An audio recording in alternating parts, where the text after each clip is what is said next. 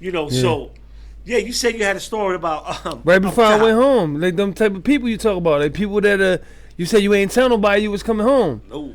I made the mistake before I came home. I was telling people I'm on my way home, and I'm in Cold Township, but it's lifers up there. I was with a couple lifers, man. Shout out to Ooh, shout out to Qua, shout out to Nah. Nah just get his life back, but I was up there with some lifers, but there was this one guy, and this is life, man. This is a big message I learned later after. So I get into I find a stinger under my table. We playing cards. Somebody's about to get raided in they cell. They throw the stinger and it land on my feet, so I grab it. This is me now. You know what I mean? You about to get raided, me. The guy across from me says, yo, let me borrow that joint tonight. Oh, you could borrow it, but make sure you give it back to me. So I let him borrow it. Boom.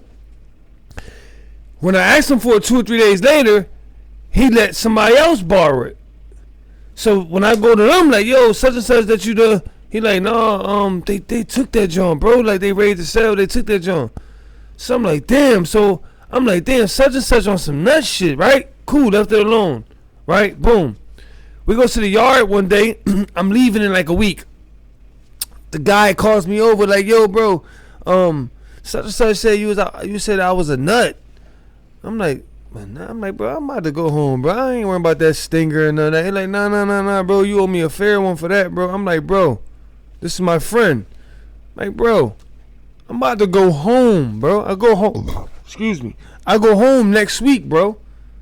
Man, I need a fair one, bro. I turn my back, walk away from him, right? It's a crowd there, the in crowd in the day room, you know what I mean? I was part of that in crowd. So I ignore it. I go home the next week, right? 2 years ago, I see him on the social media, smoked out. And he's letting somebody punch him in his stomach for $5. So his Puerto Rican kid hit him with a stomach blow. Boom! And he just like, in slow motion, right? And then I think back, like, damn, like, my son wouldn't be here if I would have gave him a fair one that day, right? Then again, I see him again maybe 8 months ago. I'm on Marshall and I ain't gonna say 100, but I'm on Marshall Street in Huntington Park.